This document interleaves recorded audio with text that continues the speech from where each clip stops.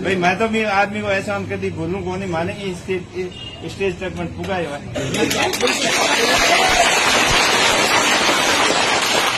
आदमी जरूर थोड़ा सख्त है और गुस्सो ज्यादा आवे। गुस्सो क्यों आवे? अपना हित आवे और जगह भी माते आरोप लगा हुआ नहीं।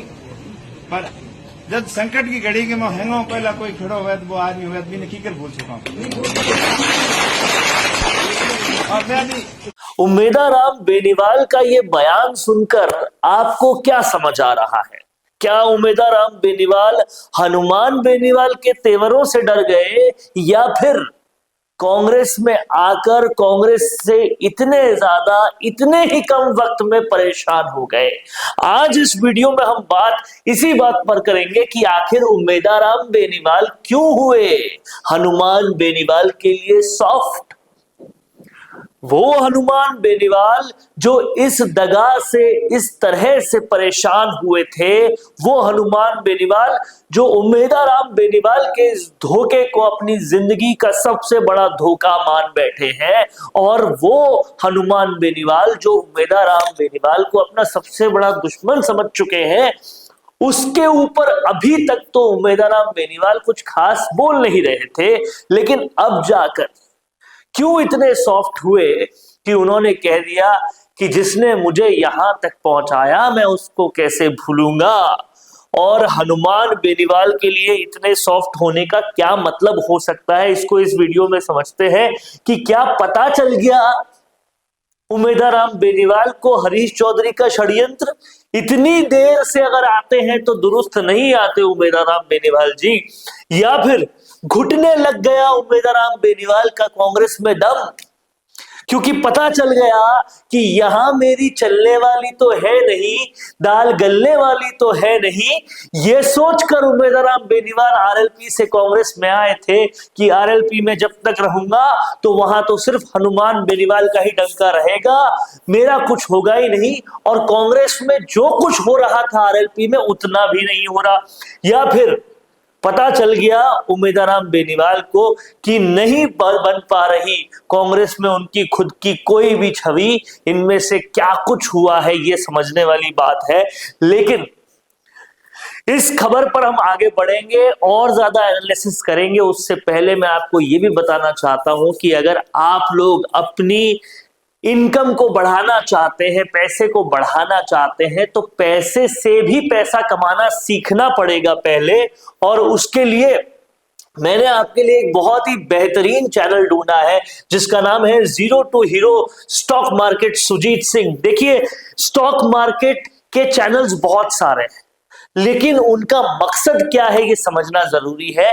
सुजीत सिंह जी का मकसद मैंने ये समझा कि सिर्फ और सिर्फ ये है कि आप लोग स्टॉक मार्केट पहले सीखो, पहले लर्न करो और फिर अर्न करो, क्योंकि इन्होंने 2.5 करोड़ से ज्यादा रुपया गवाया, फिर स्टॉक मार्केट की बारीकियां सीखी, उस पैसे को तो रिकवर किया और भी बहुत सारा कमाया, और अब लोगों को सिखाते हैं स्टॉक मार्केट, ये और इनकी टीम, और कहीं ना कहीं बहुत तल्लीनता से सिखाते हैं और फिर ट्रेडिंग जर्नी शुरू करने को कहते हैं। ट्रेडिंग जर्नी शुरू भी करनी हो तो इनके साथ की जा सकती है, इनके चैनल के हर वीडियो के डिस्क्रिप्शन में वो चीजें हैं, तो आप जरूर फॉलो कीजिए, देखिए और अपनी जर्नी को बढ़ाइए। तो हम बात कर रहे हैं आखिर क्यों सॉफ्ट हुए उम्मेदाराम बेनीवाल हनुमान बेनीवाल पर, और अगर सॉफ्ट हो गए तो अब क्या माफ करेंगे इनको हनुमान बेनीवाल? ये बहुत जरूरी है समझना कि वापस घर पे आ जाएंगे अपने, लौट के बुद्धू घर पे आए, ऐसी चीजें हनुमान बेनीवाल के साथ नहीं चलती। ये समझना पड़ेगा उम्मेदाराम बेनीवाल को। जब हनुमान बेनीवाल बाहर से घात करने वालों को कभी माफ नहीं करते, तो ये तो भीतर घाती है, भीतर घाती को कैसे माफ करेंगे इसका तो सवाल ही नहीं उठता। वसुंधरा और ज्योति मिर्धा कोई छोटा उदाहरण है क्या? समझना पड़ेगा उम्मेदाराम बेनीवाल को कि अगर कांग्रेस से ऊब गए तो आरएलपी में वापसी तो नहीं होगी, और धोखेबाज का टैग लग गया तो और कहीं भी और कहीं भी दाल तो ज्यादा गलती नहीं दिख रही आपकी। पर देखिए, सियासत जो है वो पूरी तरह से संभावनाओं का खेल है।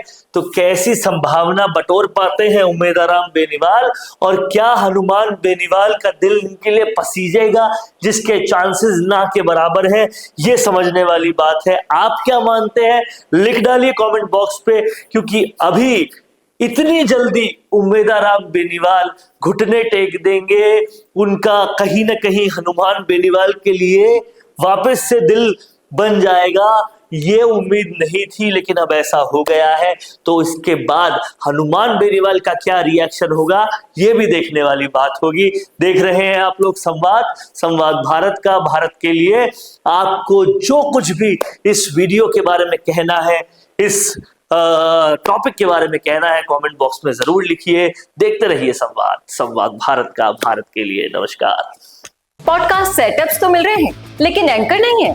पॉडकास्ट सेटअप और एंकर मिल गया तो एडिटिंग नहीं है। पॉडकास्ट सेटअप भी मिल गया, एंकर भी मिल गया और एडिटिंग भी मिल गई, लेकिन उसे अपलोड करने के लिए अच्छे व्यूअरशिप वाला चैनल नहीं है।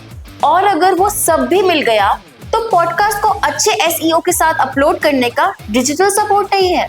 और अगर ये सारी चीजें एक साथ मिल रही हैं तो प्राइस बहुत ज्यादा हाई है।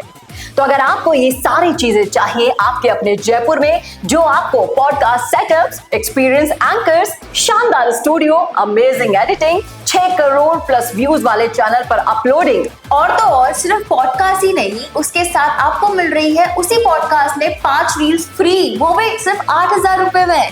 और ये सब कुछ मिल रहा है आपको सिर्फ और सिर्फ मिशी मीडिया सॉल्यूशंस में। तो सोच क्या रहे हैं? अगर आप भी चाहते हैं पॉडकास्ट के जरिए पूरे सोशल मीडिया पर छाना, तो अभी कॉन्टैक्ट कीजिए स्क्रीन पर दिए गए नंबर पर।